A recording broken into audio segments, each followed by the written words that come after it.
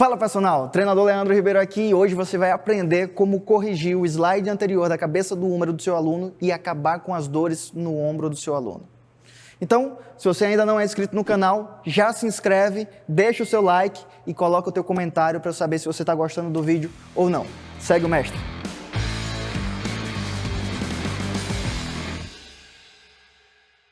Adivinha quem eu trouxe hoje para me ajudar a ensinar você como corrigir o slide anterior da cabeça do ombro? Henrique Andrade, meu atleta. E olha só, a primeira coisa que você precisa entender é que, recapitulando, quem causa o slide anterior da cabeça do húmero é justamente o grande dorsal e o redondo maior, ou seja, esse músculozinho aqui principalmente. Por quê? Porque ele tem uma tendência a ser hiperativo. E quando ele está hiperativado, o que é que ele faz? Inibe o subescapular, inibindo o subescapular, que é exatamente o músculo que passa na frente da cabeça do húmero e impede que o húmero deslize para frente, ou seja, faça uma translação para frente, saindo aqui do seu centramento articular. Então, a hiperatividade do redondo maior causa a fraqueza dos músculos do manguito rotador, principalmente do subescapular, e isso acontece o slide anterior da cabeça do ombro. A primeira coisa que a gente precisa fazer é justamente entender o slide anterior. Por isso eu vou deixar o card aqui em cima. Se você ainda não assistiu o que é e como avaliar o slide anterior da cabeça do húmero, vai lá e assiste. Para a gente corrigir o slide anterior da cabeça do húmero, a primeira coisa é entender o músculo redondo maior. O músculo redondo maior ele sai aqui da escápula, da parte inferior da escápula, se inserindo no húmero, e ele tem a função de fazer a rotação interna do húmero, ou seja, a rotação interna do ombro. Além da rotação interna do ombro, se o ombro estiver na posição de flexão, ele auxilia também na extensão. Por isso, no slide anterior da cabeça do húmero, o ombro do seu aluno vai estar em extensão. Cotovelo mais para trás, o ombro mais para frente, fazendo uma translação. Então, para a gente corrigir, a primeira coisa é alongar o redondo maior. Você tem duas opções para alongar o redondo maior, de forma ativa e de forma passiva. Como assim?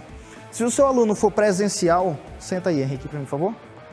Não, de frente para lá. Acima da cabeça, segura os dois cotovelos. Melhor forma de você alongar o redondo maior é justamente colocando a posição do ombro do seu aluno desse jeito aqui, pedindo para ele segurar os cotovelos. Você vai procurar a borda lateral da escápula do seu aluno e pressionar a parte inferior da borda lateral da escápula do seu aluno para poder fazer uma rotação inferior. Então, nesse caso aqui, você vai precisar fazer uma pequena força. Perceba a borda inferior da escápula, que ela roda em direção à coluna. Sente no alongar? Boa. E aqui eu vou conseguir alongar o músculo redondo maior. Só que, se o seu aluno for um aluno de consultoria, você vai ter a opção do seguinte. Levanta, Henrique. Vem pra cá. Segura aqui a barra. Assim.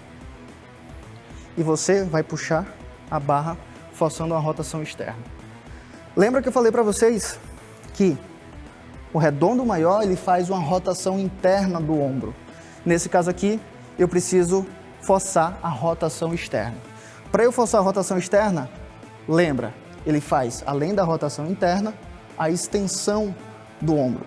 Então, vou pegar o ombro do meu aluno, colocar em flexão, ele já vai estar um pouco estirado.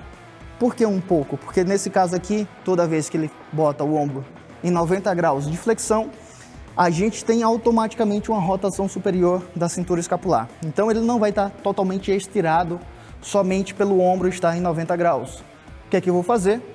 Forçar a rotação externa. Mas nesse caso aqui, ele precisa forçar muito a rotação externa. Bem mesmo para poder sentir realmente o alongamento do redondo maior. Só dessa forma vai ser eficiente. Se ele estiver fazendo esse movimento com pouca excursão, ele não vai conseguir alongar de forma efetiva o redondo maior, e aí o alongamento ele não vai ser eficiente. Então ele precisa rotacionar e deixar o antebraço aqui, se a gente olhar de frente, vem para cá, por favor.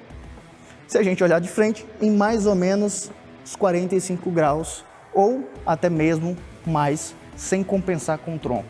Essa é a forma mais eficiente de alongar o redondo maior de forma ativa. Por que de forma ativa? Porque nesse caso aqui, ele é que está fazendo a força para poder fazer o alongamento. Relaxa. Depois, se o aluno alongou o redondo maior, o que ele precisa fazer? Fortalecer o músculo subescapular. Por quê? A gente viu que o slide anterior da cabeça do húmero é uma soma do redondo maior tensionado mais o subescapular fraco. Qual que é o movimento que o subescapular faz? Justamente a rotação interna. Só que nesse caso, como a gente fez o alongamento ele produz um efeito tixotrópico. O que é um efeito tixotrópico? Um efeito que faz com que o músculo ele relaxe, ou seja, a gente desliga parcialmente os fusos musculares.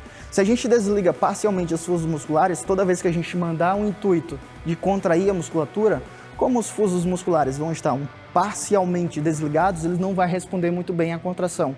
Isso é bom, por quê? Porque agora a gente vai forçar justamente a rotação interna. E o redondo maior também faz essa rotação interna. Só que, como a gente acabou de sair do alongamento e está fazendo a rotação interna aqui, significa que o redondo maior ele não vai ser bem ativado.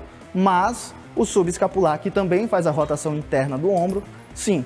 Então a gente precisa fazer a rotação interna do ombro do aluno. Afasta um pouco mais da polia. Pede para o seu aluno estufar o máximo do peito para manter o alinhamento da coluna, encostar o cotovelo no corpo e forçar um movimento só de rotação interna do ombro. Ou seja, puxa a polia em direção à parte medial do corpo. Como o redondo maior vai estar pouco ativado, significa que ele vai ativar bem o peitoral e também o subescapular. Ativando bem o subescapular, o que é que vai acontecer? Ele vai fortalecer o músculo que segura para a cabeça do húmero não deslizar para frente. Então esse é um dos melhores exercícios. Obviamente ele não é o único, mas com certeza é o melhor caminho para você começar a corrigir o slide anterior da cabeça do húmero do seu aluno e acabar de vez com as dores no ombro do seu aluno. Se você gostou dessa aula, não se esquece de se inscrever no canal, deixar o seu comentário, deixa o seu like e ativa o sininho porque vem muito mais aulas como essa para você aqui no meu canal.